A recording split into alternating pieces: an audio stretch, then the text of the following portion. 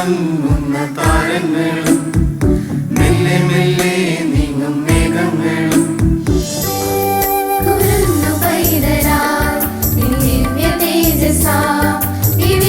രക്ഷകൻ പിറന്നു ഭൂമിയിൽ.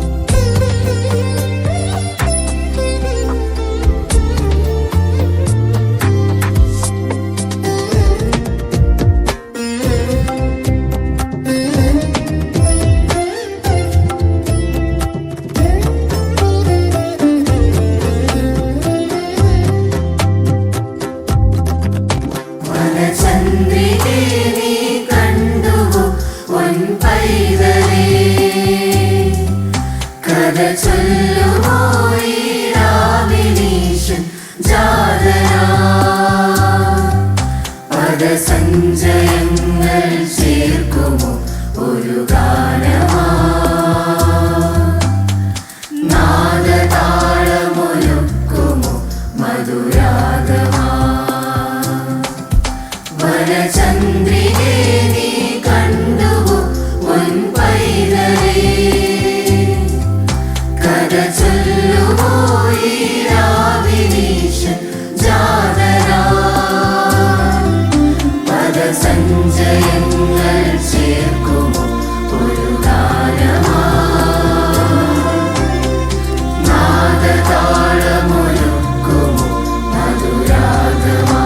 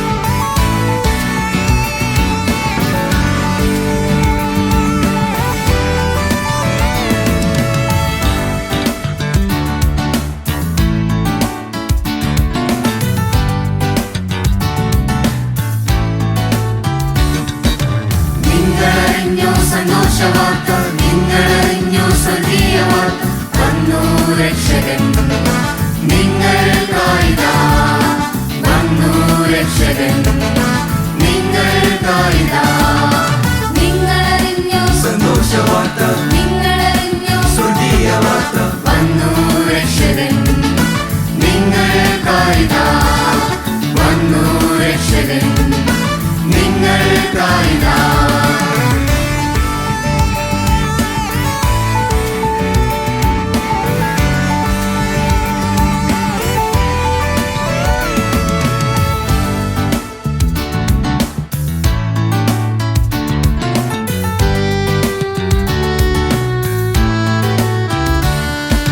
വിണ്ണിലും മണ്ണിലും ഉത്സവമേളമായി രാജാവിന്റെ തിരുജനനം വിളംബരമായിതാ.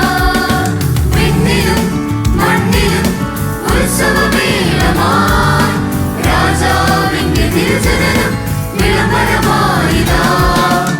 ഓടിയെത്തിയ ജപാലകർ, തേടിയെത്തിയ പണ്ഡിതർ, ഓടിയെത്തിയ ജപാലകർ, തേടിയെത്തിയ പണ്ഡിതർ, പാട്ടുപാടിയും നൃത്തമാടിയും രാജരാജനെ വാഴ്ത്തി, പാട്ടുപാടിയും നൃത്തമാടിയും രാജരാജനെ വാഴ്ത്തി. പുൽത്തൊഴുത്തിലെ ദേവജാതനെ ഏവരും ആദരിച്ചു, പുൽത്തൊഴുത്തിലെ ദേവജാതനെ ഏവരും ആദരിച്ചു. നിങ്ങളറിഞ്ഞോ സന്തോഷവാർത്ത, നിങ്ങളറിഞ്ഞോ സ്വർഗീയ വാർത്ത, വന്നു രക്ഷകൻ നിങ്ങൾക്കായിതാ, വന്നു രക്ഷകൻ നിങ്ങൾക്കായിതാ.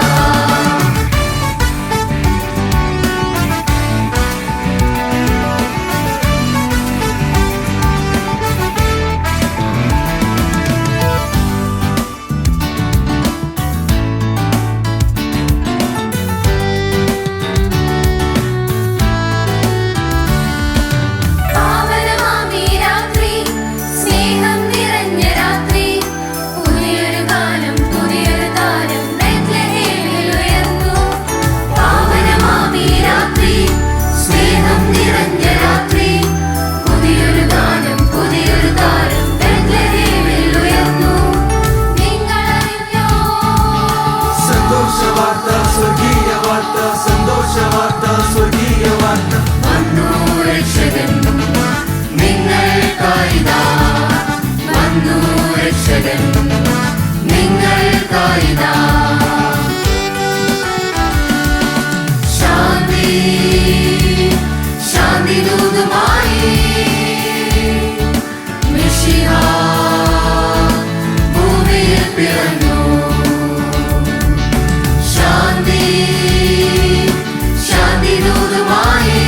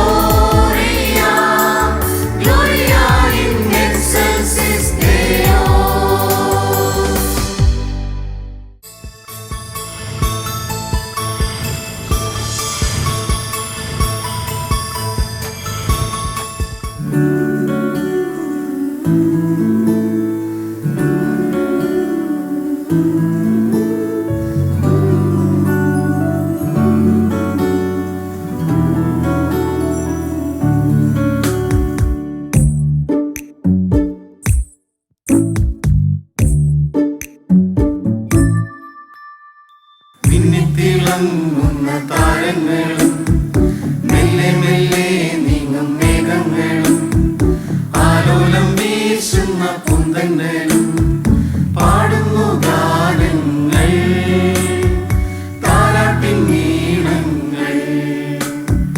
മിന്നിത്തിളങ്ങുന്ന താരങ്ങളും മെല്ലെ മെല്ലെ നീങ്ങും മേഘങ്ങളും ആലോലം വീശുന്ന പൂന്തന്നലും പാടുന്നു ഗാനങ്ങൾ താരാട്ടിൻ ഈണങ്ങൾ.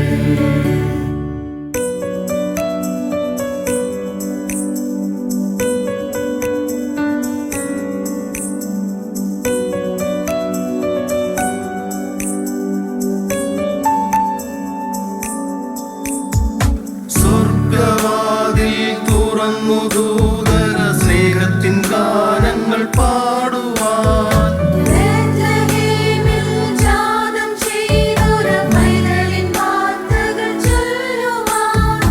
ആ ഗാനം കേട്ടുണർന്നിടയർ രാവതിൽ ചെന്നൊരു ഗോശാലയിൽ പിന്നിൽ നിന്നും പാരി വന്നൊരു രാജനായി പാടുന്നു ഗാനങ്ങൾ താരാട്ടിൻ ഈണങ്ങൾ. മിന്നിത്തിളങ്ങുന്ന താരങ്ങളും മെല്ലെ മെല്ലെ നീങ്ങും മേഘങ്ങളും ആലോലം വീശുന്ന പൂന്തന്നലും പാടുന്നു ഗാനങ്ങൾ താരാട്ടിൻ ഈണങ്ങൾ.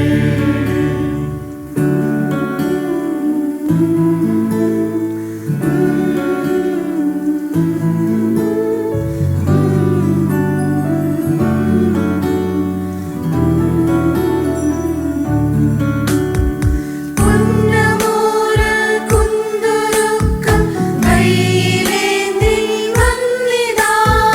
മേലെ നിന്നൊരു ദിവ്യതാരം വഴി തെളിച്ചാമൂവർക്കായി.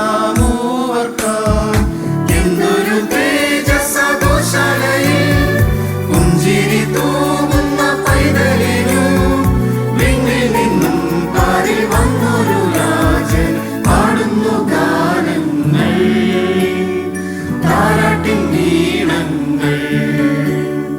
മിന്നിത്തിളങ്ങുന്ന താരങ്ങളും മെല്ലെ മെല്ലെ നീങ്ങും മേഘങ്ങളും ആലോലം വീശുന്ന പൂന്തന്നലും പാടുന്നു ഗാനങ്ങൾ താരാട്ടിൻ ഈണങ്ങൾ.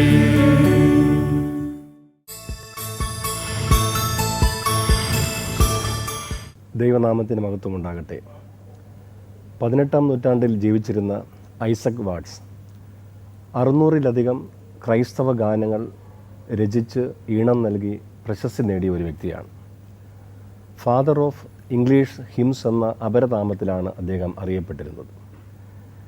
തൻ്റെ കൗമാരകാലത്ത് തൻ്റെ സഭയിലെ കൊയറിൻ്റെ ഗാനങ്ങളെക്കുറിച്ച് അതൃപ്തി തോന്നിയ അദ്ദേഹം നിരന്തരം തൻ്റെ പിതാവിനോട് പരാതി പറയുമായിരുന്നു.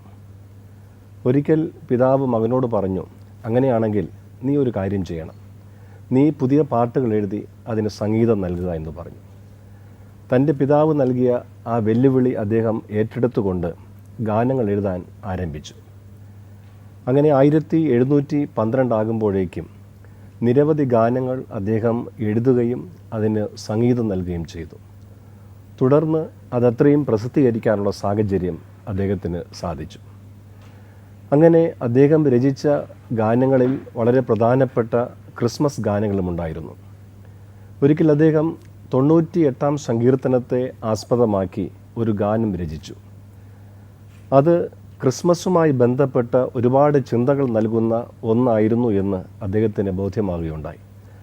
അതുകൊണ്ട് തന്നെ അതിലെ വാക്യങ്ങൾ പുതിയ നിയമത്തിലെ സംഭവങ്ങളുമായിട്ട് കോർത്തിണക്കിയാണ് അദ്ദേഹം ആ രചന നിർവഹിച്ചത്. വളരെ ഭംഗിയായി രചന നിർവഹിച്ച അദ്ദേഹം ആ പാട്ട് നന്നായിട്ട് പ്രസിദ്ധീകരിക്കുവാനും അദ്ദേഹത്തിന് കഴിഞ്ഞു. അങ്ങനെ അദ്ദേഹം രചിച്ച് സംഗീതം നൽകിയ ഒരു ഗാനമാണ് ഇന്ന് ലോകമെമ്പാടും ക്രിസ്മസ് നാളുകളിൽ ധാരാളം കൊയറുകൾ ആലപിക്കുന്ന വളരെ മനോഹരമായ ഒരു ഗാനം. ആ ഗാനത്തെ സംബന്ധിച്ച് നാം മനസ്സിലാക്കുമ്പോൾ അദ്ദേഹത്തിൻ്റെ ചിന്തയിൽ വന്ന പ്രധാനപ്പെട്ട ആശയങ്ങളെല്ലാം അതിനകത്തുണ്ടായിരുന്നു. Joy to the world, the lord is come എന്ന ഗാനമായിരുന്നു അത്. പ്രിയരെ, ക്രിസ്മസ് എന്നത് ഒരു പുതിയ പ്രഭാതമാണ്. ഒരു പുതിയ പ്രഭാതത്തിലേക്ക് കാൽവെച്ച് മുന്നോട്ടുള്ള പ്രയാണത്തിൽ നാം സധൈര്യം സന്തോഷിക്കുന്ന, സധൈര്യം മുന്നോട്ട് പോകുന്ന ഒരു യാത്ര. ജീവൻ നഷ്ടപ്പെടുത്തുന്ന സകല സ്വാധീനങ്ങൾക്കുമുള്ള ഒരു ബദലാണ് ക്രിസ്മസും എന്ന് പറയുന്നത്. നമുക്കറിയാം, ഇന്ന് ലോകം അസമാധാനത്തിൻ്റെ നടുവിലൂടെയാണ് കടന്നുപോയിക്കൊണ്ടിരിക്കുന്നത്. പലയിടങ്ങളിലും കരച്ചിലും മുറവിളിയും പ്രശ്നങ്ങളും പ്രതികൂലങ്ങളും നേരിട്ടുകൊണ്ടിരിക്കുന്ന ഈ കാലഘട്ടത്തിൽ എങ്ങനെയാണ് ഒരു ക്രിസ്മസ് നമ്മുടെ ജീവിതത്തിൽ അർത്ഥവത്താക്കി തീർക്കാനായിട്ട് കഴിയുന്നത്? നമ്മുടെ ജീവിതത്തിൽ ഈ ക്രിസ്മസിൻ്റെ സന്തോഷം നമുക്ക് എങ്ങനെ അനുഭവിക്കാനായിട്ട് കഴിയും?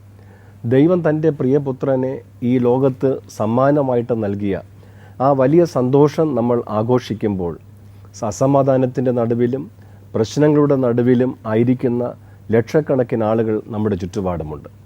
അവരുടെ മധ്യേ നമുക്ക് ക്രിസ്മസിൻ്റെ യഥാർത്ഥ സന്തോഷം ആഘോഷിക്കുവാൻ, ആനന്ദിക്കുവാൻ കഴിയുമ്പോഴാണ് എല്ലാ ക്രിസ്മസുകളും യഥാർത്ഥത്തിൽ അർത്ഥവത്തായിട്ട് മാറുന്നത്. ഒരുപക്ഷെ ഈ ഒരു കാലഘട്ടത്തിൽ ക്രിസ്മസുമായി ബന്ധപ്പെട്ട് പ്രധാനമായിട്ട് 3 ചിന്തകൾ മാത്രം ഞാൻ പറഞ്ഞു എൻ്റെ വാക്കുകൾ അവസാനിപ്പിക്കാൻ ഞാൻ ആഗ്രഹിക്കുകയാണ് ചെയ്യുന്നത്. ഒന്നാമതായി, ക്രിസ്മസ് എന്ന് പറയുന്നത് the gift of God's presence, ദൈവ സാന്നിധ്യത്തിൻ്റെ സമ്മാനമാണ് ക്രിസ്മസ് എന്ന് പറയുന്നത്. വിശുദ്ധ ലൂക്കോസ് എഴുതിയ സുവിശേഷം 2-ാം അധ്യായത്തിൻ്റെ 8 മുതൽ 14 വരെയുള്ള വാക്യങ്ങൾ നാം പഠന വിധേയമാക്കുമ്പോൾ ദൈവം നൽകിയ സമ്മാനത്തിൻ്റെ ഒരു വിശദമായ വിവരണം നമുക്കവിടെ മനസ്സിലാക്കാനായിട്ട് കഴിയുകയാണ്.